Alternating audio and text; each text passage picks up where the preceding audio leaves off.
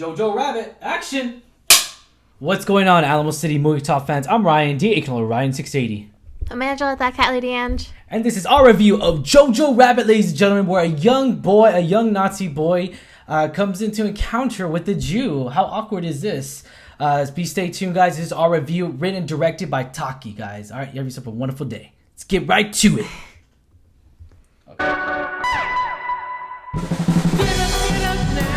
What's going on, Alamo City Movie Talk fans? I'm Ryan D, aka Ryan680. I'm Angela, that cat lady Ange. And this is Alamo City Movie Talk. Movie Talk for movie fans, guys. We bring the movie world right into your ears, devices. Thank you for making us a part of your day, guys. Let's get right to it. This is our review of Jojo Rabbit, guys.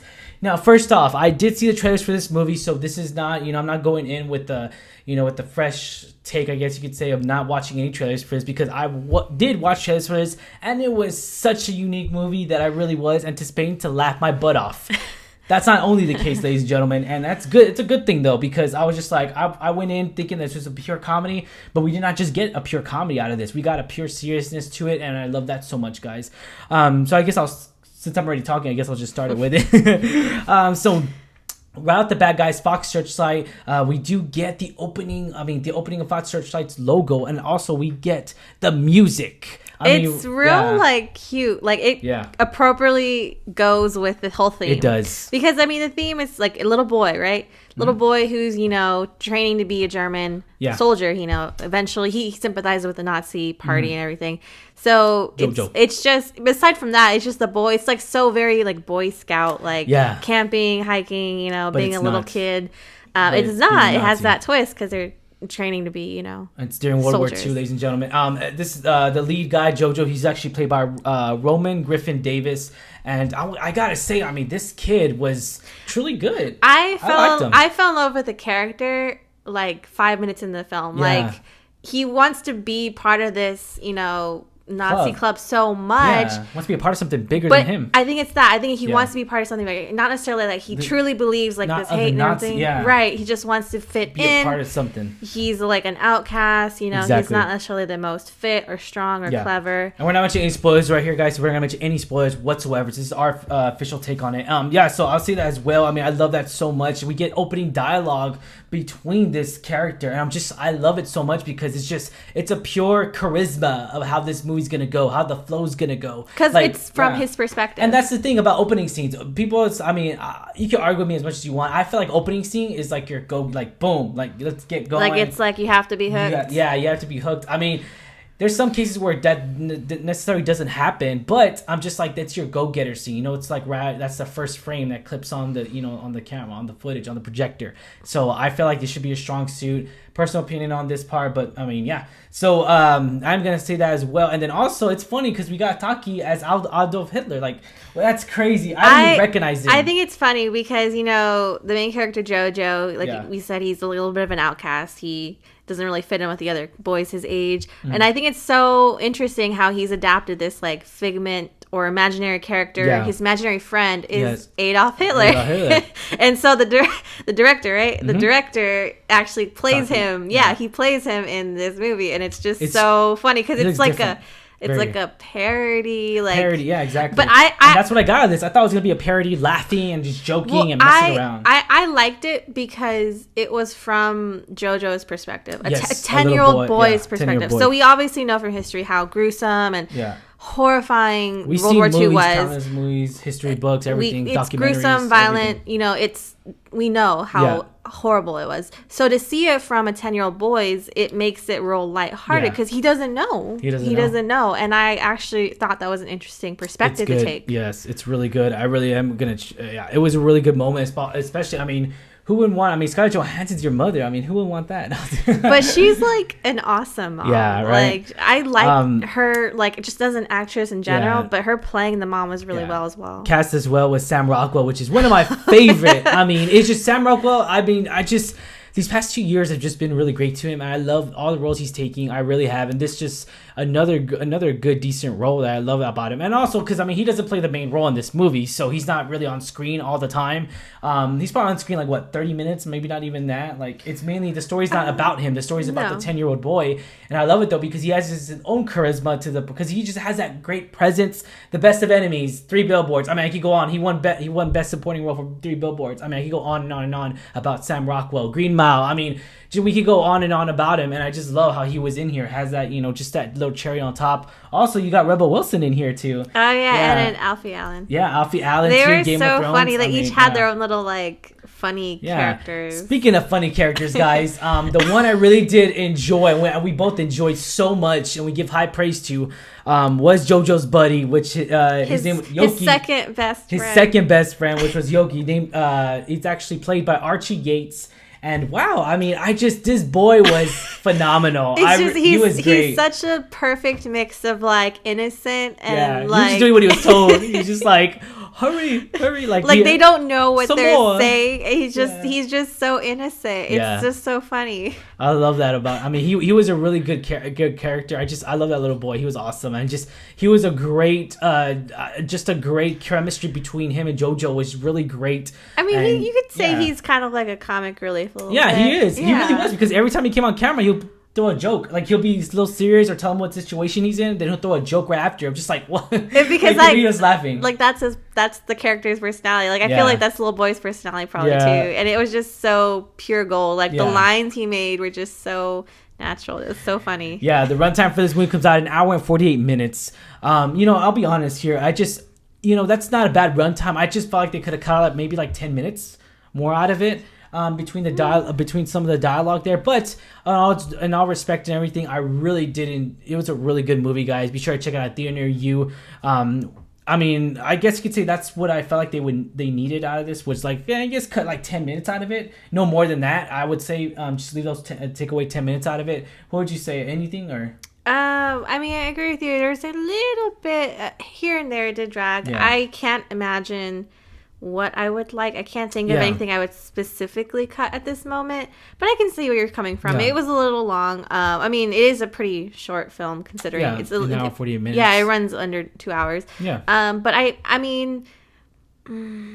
it was just certain parts, and it's probably because I'm tired. And it's sad too, because it also shows us a light into what the German boys were taught. It's so sad, and to see on all that respect, like all the, what they were taught to hate the Jews and everything, even though they didn't know who they were, what they looked like, all that stuff, and it's a very tough situation there. And it just totally no good came from it whatsoever. And I love that, because it gave us that perspective as a 10-year-old German boy in that environment, in that atmosphere, and also war. And also, I'm going to say, it really did touch up on current events. It really did keep us up to date on what exactly happened. It didn't sugarcoat it. It left us straightforward. And I love that about it. It did sugarcoat it because it is from a 10-year-old boy's perspective. So it's very... But very toned down compared to what really happened. It just goes into that town where he's at, which I really did like, because it showed us the end. Of course, it showed us exactly, I think that's the turning point, because he's the climax. Most of the film, he's going to this camp for boys. I would kind of say it's tantamount to like Boy Scouts. I think that's the best way to describe it. And they're taught to hate Jews. They're taught kind of grooming them to be German soldiers when they grow up. So to see him, and he's completely involved in this world. He has all the swastika, memorabilia, or paraphernalia. Yeah. And to see him change throughout the film, and then I think where he actually sees the war, like he wants the war. Yeah. He's arguing for the war from the beginning. And to see him actually see that small scene of war, it really changes. It really shook him, and that's the thing too. That's what I loved about it. That's why I mentioned as well the current events thing. Is like, I'm happy that they did current events on this, because it really just shed light as a 10-year-old boy going through that atmosphere, going through that environment. I'm gonna say it again. So I'll say that. I really did love the chemistry. I love the chemistry, between the main actor and then the best friend. I'll say it again, and then also Adolf Hitler between Taki and Roman as well. I liked the banter between Jojo and his imaginary friend Adolf Hitler. Yeah, I really did, because you see that in itself, like, and then even that takes a toll. That takes a toll, and that takes development. Right, yeah, because this imaginary character, because I mean, you see how we all had imaginary friends, right? Even Sam Rockwell said that. But like, you see how he kind of influences Jojo, but then to make his decisions. Yeah, to make his decisions, and he's like, "Yes, you're doing the right thing." I'm right. Go ahead and worship me. But you see their relationship develop, and I really like that. Yeah. Like, as Jojo's growing and learning, you see him trying to challenge. Yeah. And I don't think that's something that boys his age, especially in that town environment, did. Yeah. Exactly, I'll say that. All right, so was this the movie that we deserved? Yes. I'm going to say yes as well. Yes, this was definitely a movie that we deserved. It was a very out there movie, because I felt like, I don't know what everyone's going into, because I went straight in thinking I was going to laugh my butt off. I did in a way, but then it got to a serious moment and it got to a sad moment. It's a really good story. It was a very good balance of humor and innocent humor and between drama, very comedy, dark travesty moments. Yeah, and it's a turning point, and I love it too. The climax of this movie is a real nail-biter as well. That little boy, man, Roman. I mean, he really did carry his own in this movie. He had to, because it was about him. You fall in love with the character pretty quickly, and you really want him to find out what he's looking for. Exactly. So rate 1 out of 10. What are you gonna give this rating? Oh, that's so 10 being hard. The best and 1 being the worst. I don't think I'd ever give a film a 10. But I would say probably a solid 8 for me, because I really enjoyed it. I think the message, like you said, he meets a Jew girl and he starts to question his own beliefs, and he really does change. Yeah. I love that too, character development between him and then just so much going on with him, especially you see him from the beginning of the movie and towards the end he's a totally different person. I love that about character development. And then we talk about story anchors, and I'll say this though, I mean, this is personal opinion of course, I felt like the story kind of lacked direction towards the middle of the second act, and I felt like it was just a little going off. That's why I feel like 10 minutes should have been off. So in all respect though, I'm gonna probably have to give a solid 8 as well because of all that. And but it does give a good message. It does give us a good light into what a 10-year-old boy was, or what could be, or was like at that time in World War II. So yeah, I'll say that. I feel like it gives us comedy mixed with a serious tone as well. And I love that about it, because you're right, it did give it that good balance. I'm gonna give it an 8 as well. You recommend this movie, right?